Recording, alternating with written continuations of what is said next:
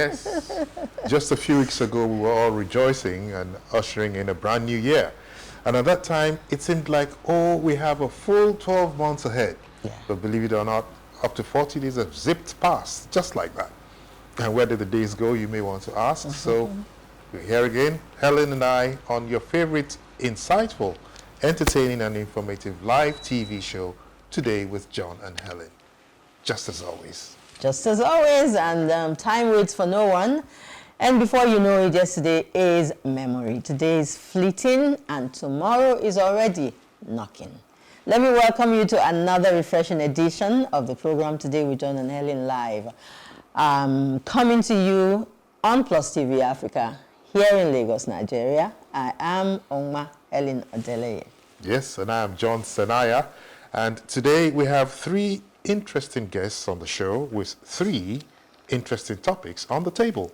First off, a highly cerebral and interesting gentleman who sees creativity through a different prism.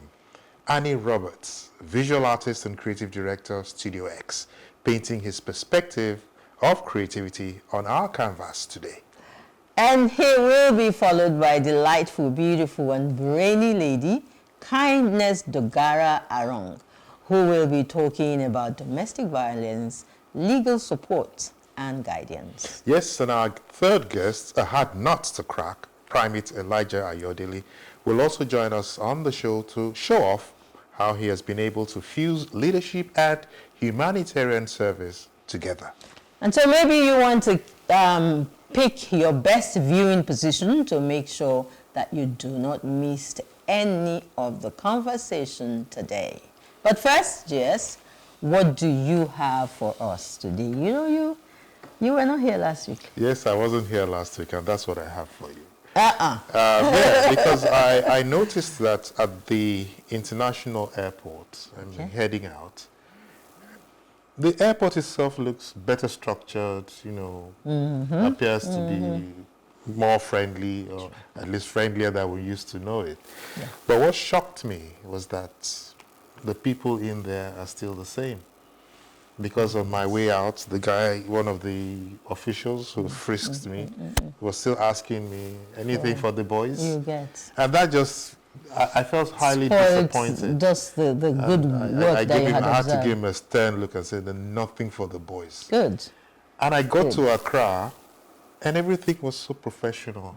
They managed us. There was no hint of that sort of thing. So I think the problem really, a lot of the problem is with us, the people. You can see the effort of the government. It's glaring at the airport at least.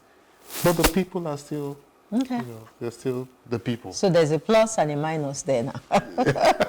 There's a big plus that I was going to, clap, and then the minus came. As much as one would have loved to clap, we're not quite there yet. No, but there are a lot of things that, we still need to do plenty work on, both, as a country and as individuals, but more, like you said, with the individuals. With the individuals, yes. I mean, if you commute from one point of to the other every day, you see this kind of thing. That difference. And we're beginning to accept it that is the Nigerian thing. Anything for the boys. It's really bad. It's really when you pass a policeman and he's smiling at you. It's all about.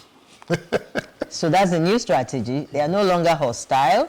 They are more friendly now. Yeah, but they're still asking. All right. Okay, let's take a very quick break first, and when we come back, our guest will be poised to take on our opening topic for today. And he's already in the studio, so please don't go away. We'll be back in a jiffy.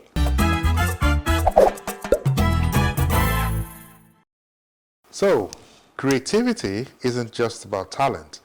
It's about sustainability, strategy, and community. Many artists struggle with monetization, pricing, and growth because they focus solely on their craft, neglecting the business side. At the same time, no artist thrives in isolation. Building a network, collaborating, and fostering a creative community is essential for long-term success. Sure. Anny Roberts, a leading visual artist and entrepreneur, shares his insights on how to turn creativity into a thriving business while building a support system that fuels artistic and financial growth. Sounds very interesting. Anny Roberts is a visionary visual artist and the creative director of StudioX, a dynamic hub for artist expression and innovation. With a deep passion for storytelling through visual media, he has carved out a distinctive niche in the art and design industry. And through a fusion of traditional techniques and modern digital aesthetics, and creates compelling visual narratives that resonates with diverse audiences. As the creative force behind StudioX, he has led groundbreaking projects in branding, advertising, and multimedia design, collaborating with major brands and independent creators alike. Beyond commercial success, Anny is committed to using art as a tool for social impact, engaging in community-driven initiatives that foster creativity, self-expression, and cultural preservation. And all of that for just a man with a keen eye for detail and deep understanding of artistic trends. Well, he continues to push boundaries, inspiring the next generation of artists and designers. As our guest on today with John and Helen, he will share insights on the intersection of creativity, leadership, and the power of visual storytelling in shaping perspectives and driving change. So finally, let's welcome to Today with John and Helen, live, Anny Roberts.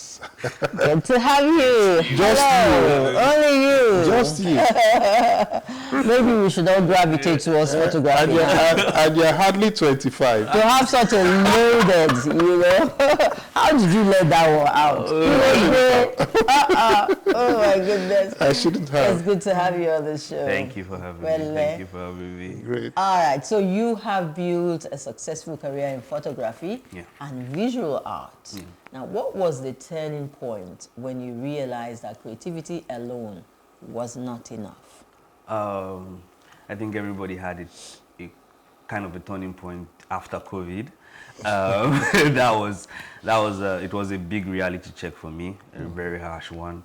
Basically, that my work won't thrive without human interaction, and that's there was a bit of sadness. There was a bit of what do I do? Do you understand? And I kind of had to start working on myself. I got a new system. I tried to work on 3D, but beyond that, I started having to actually network, actually go out of my way to see what more, because before that I was just waiting on phone calls and just expecting them to come. They did gladly enough, but we had to find a way to push and find other ways where my skills I could monetize other of my skills. Okay. Yeah, that was a turning point. Yeah. So obviously something prompted yes. And you're suggesting that this must have cut across. Definitely. There's been a lot of change, after COVID. What we thought was impossible work from home. They canceled the Olympics. Everything that was like set in stone, all of a sudden became like, okay, so things can change. Okay, this doesn't have to be this way. So and a lot of things just change, and I had to also follow the trend. It's amazing how before COVID that business was so like it used to be, and it wasn't a problem. It's amazing. And the opportunities that have come after COVID, you would think, where was our thinking cap? We got comfortable in our comfort zone. Complacency also can be part of it, definitely. Yeah. Okay, so many creatives will struggle with pricing their work. How did you learn to value and maybe position your art as a premium offering?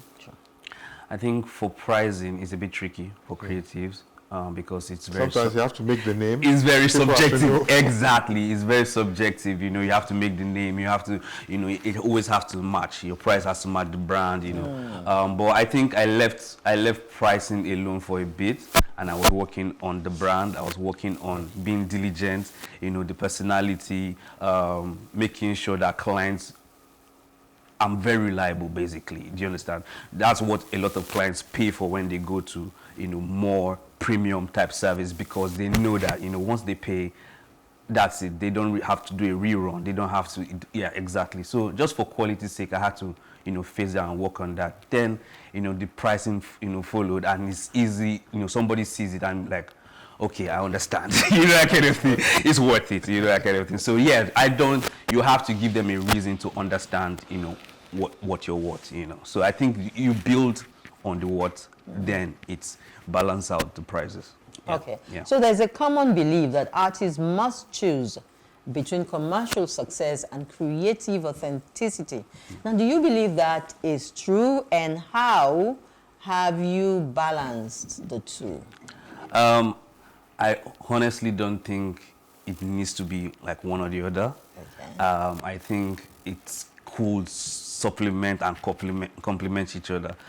For me now, I would say that my commercial success has helped me to push my art. Do you understand? I've not had to rely on external sponsorship, so a lot of times, that's just commercially. By the time we need money. We need, as much as we want to be able to tell authentic stories and want to tell things from our heart, we do need money to be able to push these things out, and commercial success helps because you need a source. A source is either coming from your hard work, or it's coming from your parents, or it's coming from somewhere. It needs to come from somewhere. So I think, if you can find a way and a channel to, really make money, you can also now balance it out by really telling that stories. I really don't want, the public or people to have that, don't pursue money, let it be about. It's Nigeria also. We all have to fend for ourselves. I know. So yeah, so that's always the, angle that I look at, and I always want people to understand that, we need money to be comfortable enough to actually now start, sitting down and telling. There's a lot of boredom or calm that needs to happen before you tell certain things. It cannot come from a place of where you're looking to turn on the jail, you're hustling everywhere. There is no balance, there's no calm, there's no way to actually sit down and actually think. So calm. Yeah, so you need those times. I must confess to you that I've been struggling with sticking to the questions that I have for you. Yeah. You're a little bit distracting. I've been looking at the package. All black, bracelets on the ankle. I think he's an artist. I don't want to ask where else you have piercings. Because you can't see everything. But tell me, is this part of the strategy to this look? No, it's not. Is it branding? Some intentional? I won't say it's branding. I would say it's just me. It's my expression of myself. I love to see myself in a certain way, just as I go on. So it doesn't have anything to do with anyone or a brand or anything, but I think it's just as I go, I'm like, oh, I like this, oh, I like that, it's simple as that. As I'll explain to my mom, it doesn't really change me, it just comes. Oh, okay, she's also not as you are distracted, he's also distracted. I'm worried, I'm hoping that this boy is not influenced from some external bad friends or whatever. And I have to tell her that you trained us well. Whatever you trained us is still sticky with us. This is just some some add-on. Yeah, so exactly. If we put a mask on you now and we drop you in a crowd of 1,000, you will still stand out. I will still stand out. So that's guaranteed. I'm sure. Yeah, I'm sure. That's the great creativity within. Being expressed and standing. Okay, so just sorry, Helen. Yep. Now I can ask the question. It's fine. So now your recent exhibition has been one that you say it's I'm tired, and I'm tired of pretending I can do this alone. Yeah. And you've explained that it explores communal fatigue and the need for connection. Yes. How has collaboration shaped your journey as an artist? So we made the statement really clear for everybody. We wanted to make it some really fancy name or something that you have to go to look to the dictionary. I was just like, let's just make it play and bend. Let people understand what it is. Let them connect with it and come. And a lot of people showed up. But it actually came from where I was. I didn't plan on doing anything last year. I think the best I thought of was that I would just open my studio and, people will come. And I was talking with my friend Lex Ash, he's also a photographer and colleague.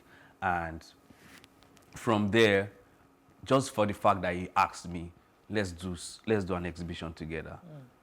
Suddenly an energy came up just because I know that there is someone now to do this with, basically support, and that gave me everything I need. The same work I would have done for my exhibition was the same work I did, but we always need that push. We don't have a boss. We're not in the corporate setting, so if you wake up, you can decide you don't want to do anything.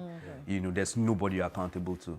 But just for the fact that there was someone there that, yes, a partner to help you push that helped. And, for the fact that you have a family or friends that, you know that there's no jealousy, there's no toxic relationship, there's no envy, there's no one trying to steal. Yes, exactly. Not trying to steal.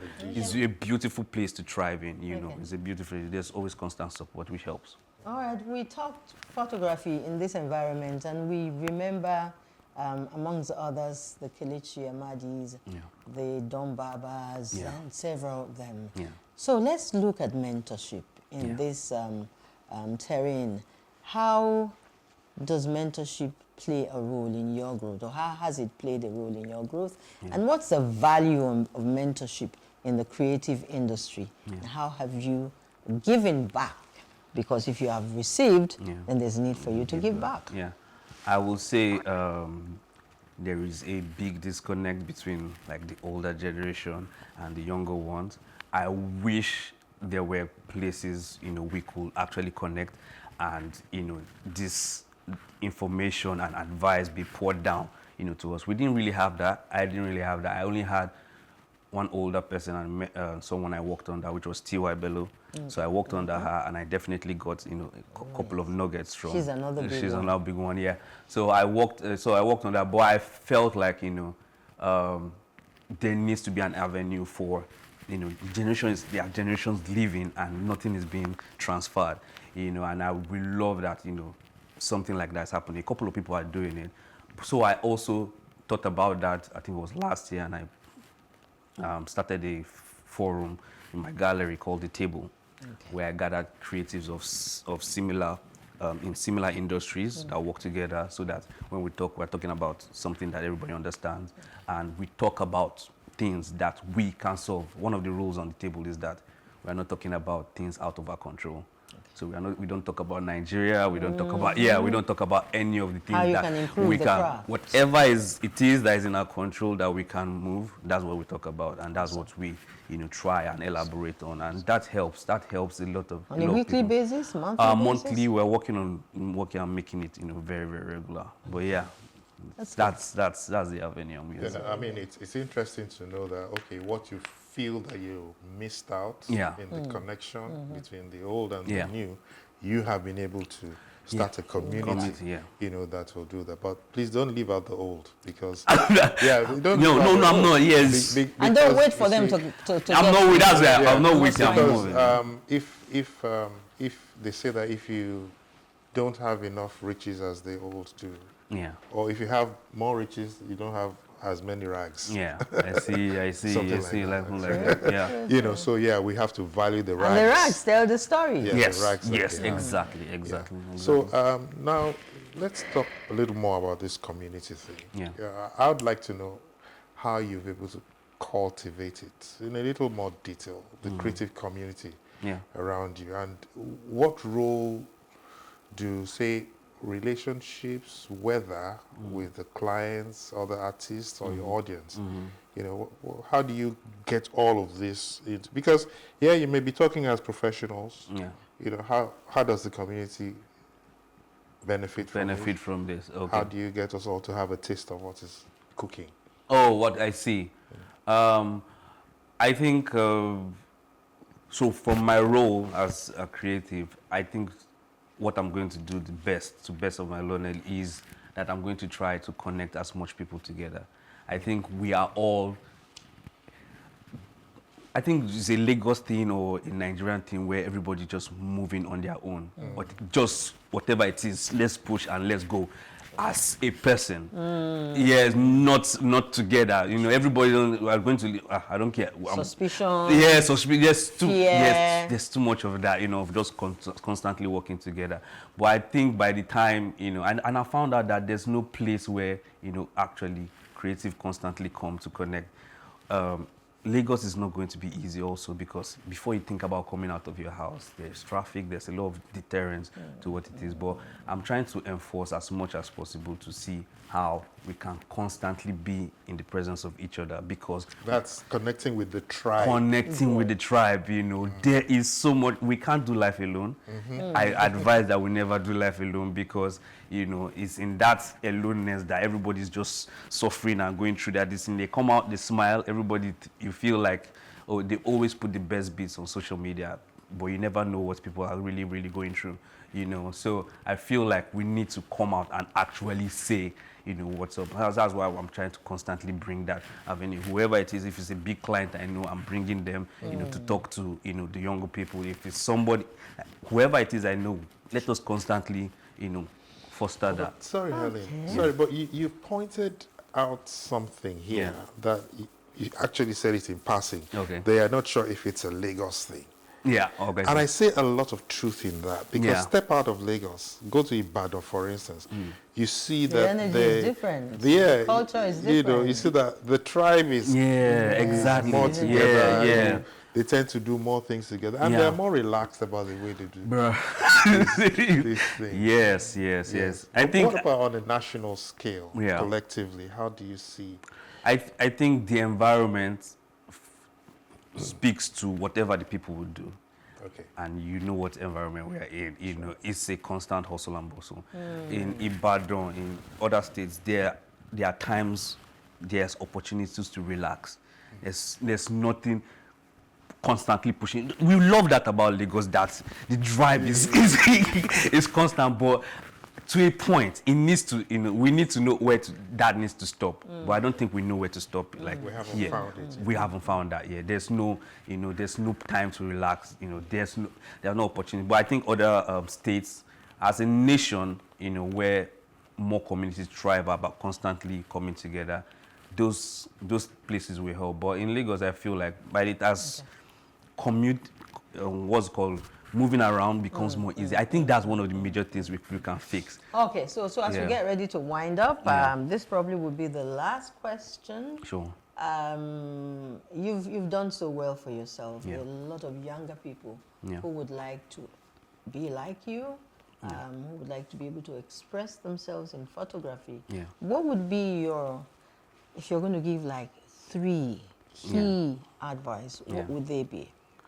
I will say, number one, I will say this. It's a long game. I understood that as I got older. It's a long game. A lot of things will not happen immediately. I think that's one of the things we young people, especially with exposure to social media and seeing everyone's progress, we want our own. We want our own. And not everybody in social media, not every information there is true. Yeah, not every information is true, you know. So, you know, it's a long game. Just wait your turn, you understand? With time, you will get there. Second, I will advise that, you know, as much as possible, take risk. Try. You know, have a good relationship with failure. Don't be afraid about it, you know. And the last will be, please don't compare yourself with other people. I think comparison is one of the biggest erosion of self-worth. Your journey is unique and you know, special. Your journey is unique to you, special. You know, compare yourself to your last work, and that is growth. You know, that's growth, not to other people. Compare yourself to the last work. How can I do better? And I think that's the way you know. You know, I've constantly looked right into your eyes. You have. And I'm saying so much wisdom coming from such a young man. He's a shy gentleman. Please. I've been working on it. I'll be working on you. Yeah. Awesome. Thank you so much. I have learned so much Thank you from so this much. young Absolutely. man. Within this Thank short you. period, Thank you so much. Thank you for coming. I think it was Pablo Picasso, actually, who said that art washes away from the soul the dust of everyday life. Yeah. And really, Anny Roberts, I only wish we could have you again here. We will. Hopefully. Hopefully. Because some of us, Yeah. you've constantly referred to your generation. Yeah. Some of us want to belong to that tribe. Actually tried. This is our Be introduction. readmitted into that tribe. Your next outing, we will see some of the work that you've done. Yeah. Yes. Yeah. Okay. Thank you so much for having me. Thank you for coming. Thank you so much for coming. Thank you. Okay, so it's time to take a quick break. You're still watching Today with John and Helen live on PlusTvAfrica. We will move now to take a break. When we come back, our next guest, Kindness Dogara Aaron, will be joining the show, and she'll try to throw a lot of light in an area where we are so disturbed, especially the female gender. We're looking at domestic violence, the legal and the support systems that are available. We'll be back in a short while. Don't go away.